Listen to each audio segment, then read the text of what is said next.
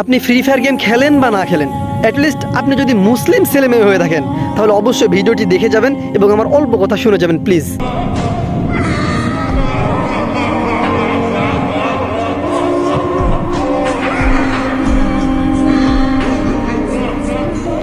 নাউজুবিল্লাহ।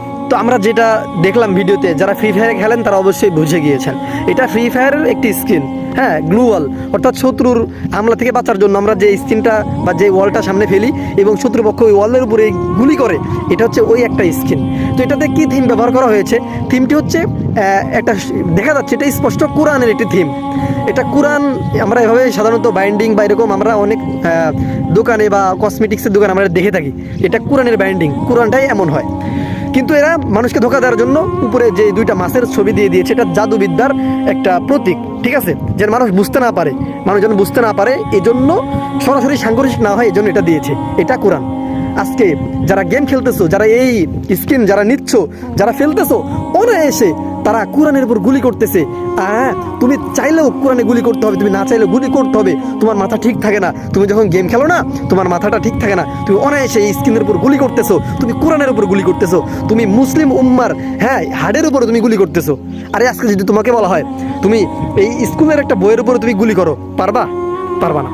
তুমি একটা সাধারণ জেনারেল একটা বইয়ের উপরে যদি তুমি জাগতিক শিক্ষার বইয়ের উপরে তোমাকে আমি গুলি করতে বলি, এখন তুমি করতে পারবা না। কেন? কারণ বইয়ের প্রতি, বিদ্যার প্রতি আমাদের সবার ভালোবাসা আছে। কিন্তু তোমাকে কোন জায়গায়, এই গেম তো একটা মাতলামি একটা জিনিস। মদ খেলে যেমন মানুষ মাতাল হয়, গেম খেলে যারা তারাও মাতাল, তাদের মাথায় কিছু থাকে না। তো দেখো তুমি এই গেম খেলতেছো, অনায়াসে কোরআনের উপর গুলি করতেছো। এটা কোরআন, অবশ্যই এটা কোরআন, এটা শিক্ষা। এখন তুমি আমাকে গালিগালাজ করবে, নাহিদ ভাই আপনাদের মাথা নষ্ট, আপনারা কিছু বোঝেন না, হুদাই চিল্লাপাল্লা করেন, এটা কোরআন, এটা তো একটা সাধারণ বই। নাহিদ ভাইয়া এটা বেশি হচ্ছে আপনার, বেশি। আরে বোকা ছেলে, তুমি কি আমাকে পাগল বলো? হ্যাঁ, শুধু আমি না, অনেক ওলামায়ে কেরাম, এমনকি নবী রাসূলদেরকে মানুষ পাগল বলেছে। তারা যখন একটা হক কথা বলেছে না, এটা রিয়েলিটি মানুষের সামনে তুলে ধরেছে, তাদেরকে পাগল বলা হয়েছে। এরকম তুমি আমাকে বলবা, আরে ভাই হ্যাঁ আমরা পাগল। তবে কোন বিষয়ে ইহুদি খ্রিস্টানরা মুসলমানদের ঈমান নষ্ট করতেছে, কিভাবে ইহুদিরা মুসলমানদের ঈমানের উপর আঘাত করতেছে, এটা তোমাদের থেকে আলেমরা ভালো বোঝে। এটা অবশ্যই তোমাদেরকে মানতে হবে। আরে শোনো, তুমি বলতেছো না নাহিদ ভাই এই স্ক্রিন এটা কোরআন না, এটা এমনি একটা মিস, একটা এমনি একটা বই, এটা কোরআন না। আমি তোমাকে বলতেছি, তোমার চোখে আঙ্গুল দিয়ে একটা দলিল প্রমাণ দিয়ে যাচ্ছি ইহুদিরা কিভাবে ধীরে ধীরে মানুষের ঈমানের উপরে আঘাত করে। আজ থেকে 8 বছর আগের কথা, প্রথম আলো একটা পত্রিকা ছাপিয়েছিল, সেখানে ক্যাপশন ছিল দ্বিধাহীন কাছে আসার গল্প। তুমি কি বুঝলা? দ্বিধাহীন কাছে আসার গল্প। এই ক্যাপশন যখন দিয়েছে, এই ক্যাপশন দিয়েই ক্ষান্ত হয়নি। যখন ক্যাপশন দিয়েছে এবং পাশে একটা পিক অ্যাড করেছে, পিকে একটা ছেলে একটা মেয়ে, ছেলের গলায় ক্রুশ চিহ্ন যুক্ত একটা মালা, আর মেয়ে হিজাব পরে বোরকা পরে। কি বুঝলা? তাহলে ছেলেটা খ্রিস্টান, মেয়েটা মুসলমান। এই যে উপরে ক্যাপশন দিয়েছে কি দ্বিধাহীন কাছে আসার গল্প, এটা দেখে তুমি কি বুঝেছিলে? এই এখন আমাকে গালি দিচ্ছ না, ঠিক তত ভাবে আলেমরা এটা নিয়ে কথা বলেছিল। তখন এভাবে ওই তৎকালীন সময়ে তোমার মতো কিছু পোলাপান, কিছু জেনারেল শিক্ষিত মানুষ, তারা আলেমদের গালি দিয়েছিল। হুজুরদের কোনো কাজ নেই এটা নিয়ে কথা বলার বিষয়, এটাও কি কথা বলার বিষয়? আরে বোকা ছেলে, হ্যাঁ আল্লাহ বলছে ওয়ালা তানকিহুল মুশরিকাতি হাত্তা ইয়াতাহুরনা, এই দুনিয়ার নারীরা তোমরা কি করো না, বিধর্মী পুরুষদেরকে বিয়ে করো না, হ্যাঁ, যতক্ষণ না পর্যন্ত তারা মুসলমান না হয়। এবং ছেলেদেরকে বলেছে তোমরা খ্রিস্টান ইহুদি মেয়েদেরকে বিয়ে করো না। এটা আল্লাহ তাআলার কথা। এই কথাকে তারা উপেক্ষা করে লিখেছে দ্বিধাহীন কাছে আসার গল্প। এটা যখন বলেছিল, ওলামায়ে কেরাম কথা তুলেছিল, তখন অনেকেই অকাট্য ভাষায় গালি দিয়েছিল, যেমন আজকে তুমি আমাকে দিচ্ছ কমেন্ট বক্সে।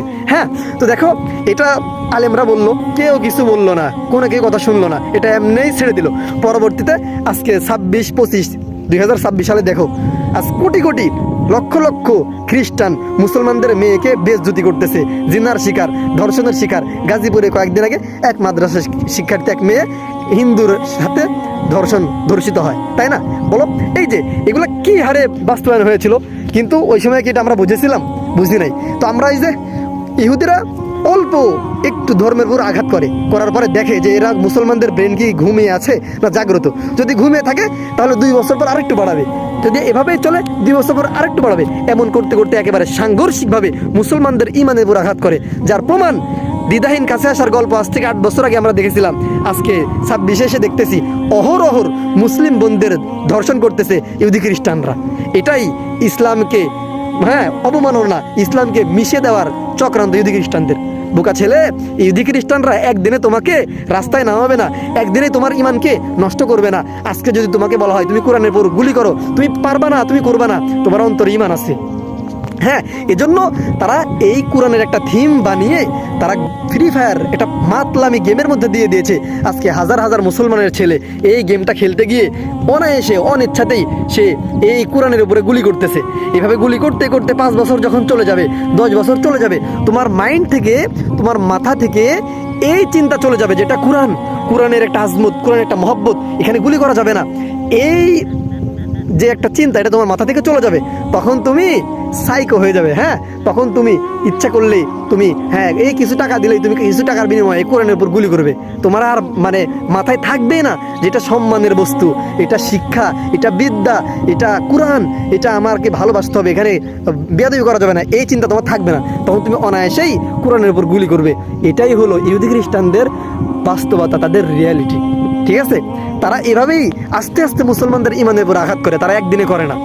কাজেই তুমি যতই বলো নাহিদ ভাই এটা এমনিই বলতেছেন, বেশি হয়ে গেল, বেশি না ভাই, এটাই এভাবে আমাদের ইমানকে নষ্ট করে আসতেছে যুগ যুগ ধরে ইহুদি খ্রিস্টানরা। তারা একবারে তোমাকে এভাবে রাস্তায় নামাবে না, একবার তোমার ইমানটাকে নষ্ট করবে না। কাজে আমি তোমাদেরকে বলবো, সমস্ত মুসলিম ভাই বোনদেরকে বলবো, তোমরা এই ভিডিওটি অবশ্যই বেশি থেকে বেশি শেয়ার করে দাও এবং মুসলমানদের এই ইমান নষ্টের রাস্তা থেকে ফিরে আসার জন্য তাদেরকে হেল্প করো এবং বন্ধুদেরকে সতর্ক করতে ভিডিওটি ব্যাপক হারে শেয়ার করে দাও। নিজে সতর্ক হও, নিজের ইমান টিকাও, আরেকজনের ইমানকে টিকাইতে সাহায্য করো, ভিডিওটি শেয়ার করে দাও। আল্লাহ হাফিজ।